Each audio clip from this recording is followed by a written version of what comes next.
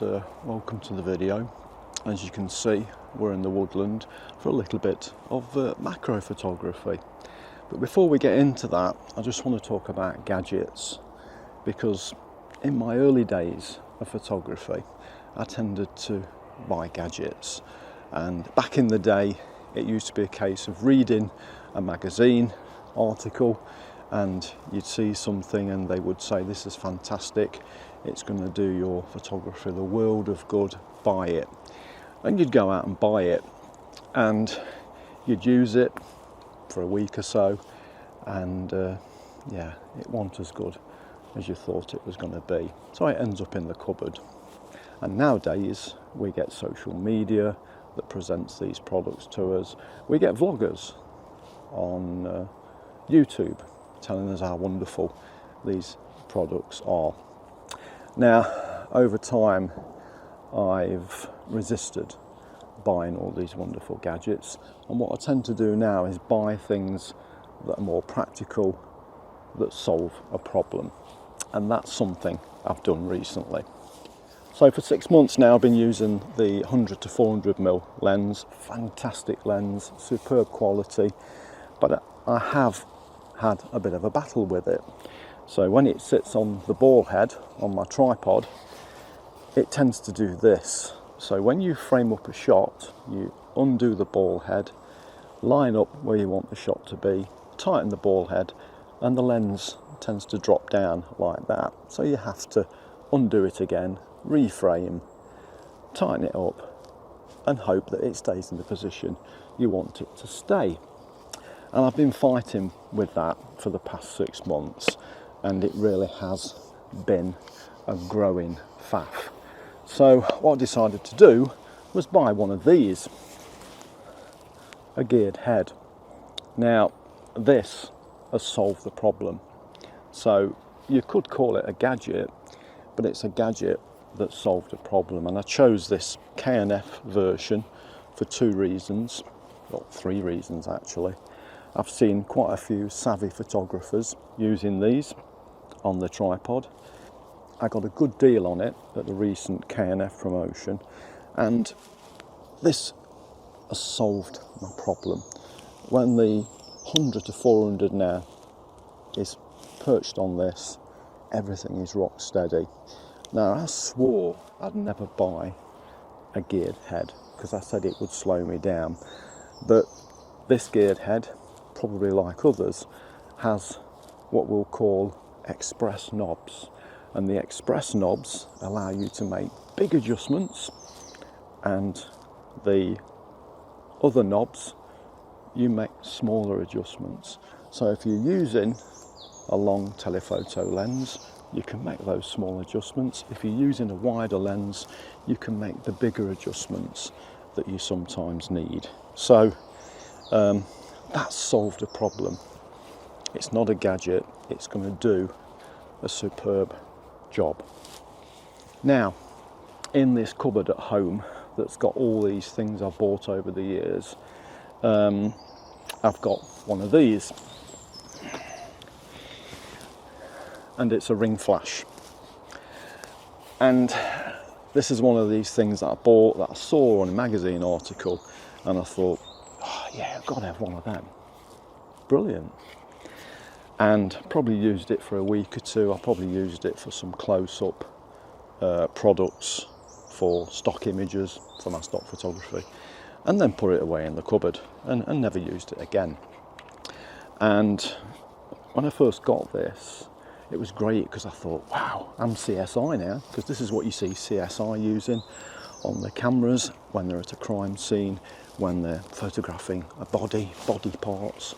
It's exactly what they use. I was in my element. I was taking pictures of ears and noses close up and all sorts of things. And then the novelty worn off, and I used it for a bit, and it went in the cupboard, never to be seen again. What I'm going to do is a comparison between the natural woodland light and ring flash light. So we're going to see what difference it makes to the subject.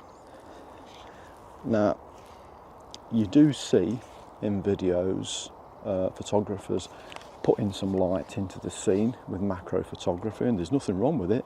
It does enhance the subject. And where we're standing this morning in this woodland, the light is not particularly good at all. It's probably looking brighter on the video than it actually is. So that's what we're going to do in this video. We're going to compare natural light to ring flashlight. And what I will do, I'll put the raw file up of each shot. So raw file of the natural wooden light, raw file of the flash, and you can see the processed version as well. And that was from a comment that was recently made by a new subscriber.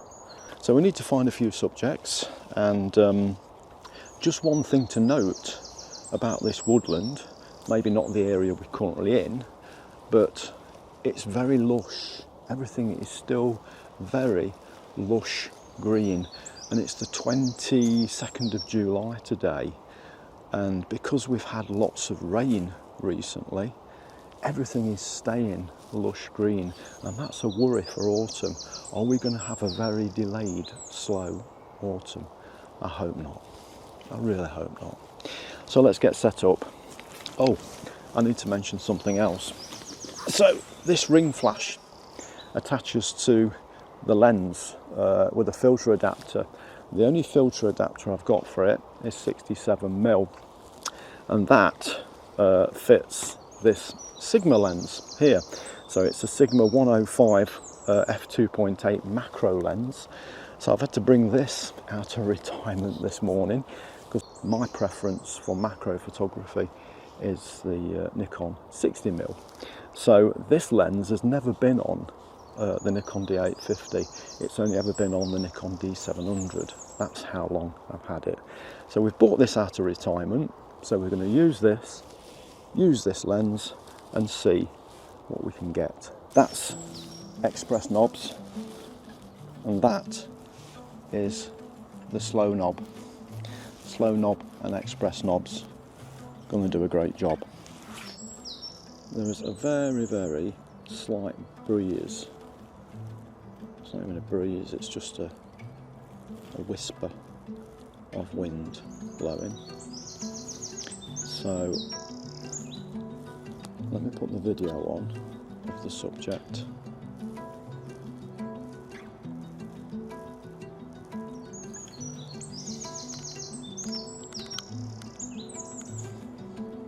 So you can see it's very dark.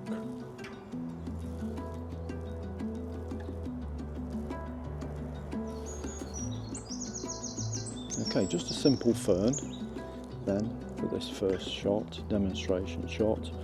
So we'll see the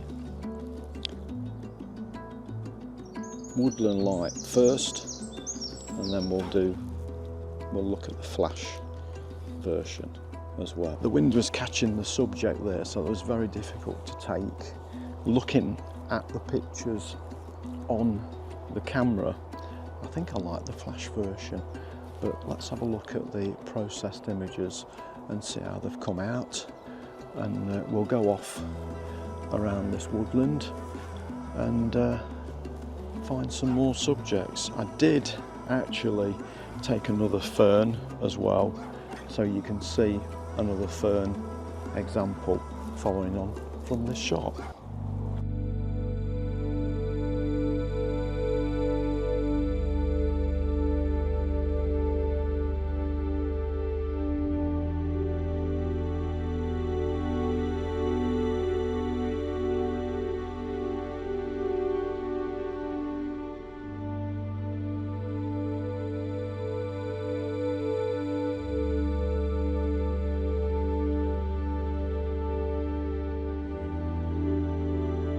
Okay, let's go and see what else we can find. Everything I'm trying to photograph this morning is moving. I've just set up this here to take this very small leaf, and when I got here it didn't move, but now I've set up a composition, it decided to move. How annoying. We'll give it a go anyway, but so we'll take the woodland light shot, and I'm underexposing the woodland shots, and I'm overexposing the flash shots. So one stop under for the natural woodland light and one stop over for the flash.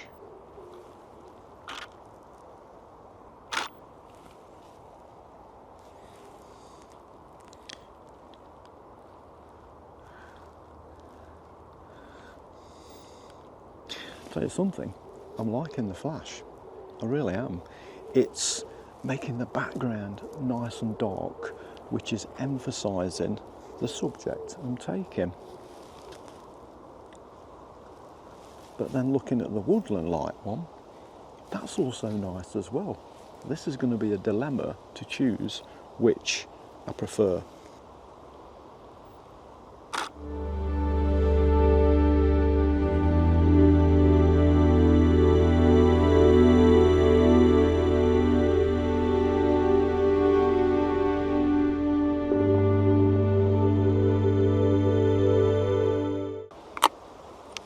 Okay, the wind's getting up now, so I'm going to have to find some really solid, non-moving subjects in this woodland.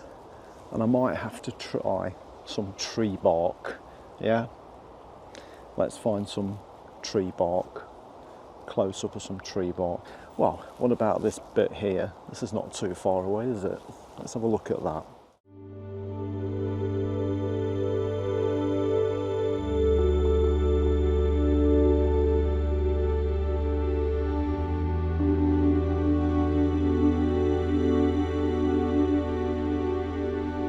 And let's look at a sequence now of other shots that I get in this woodland.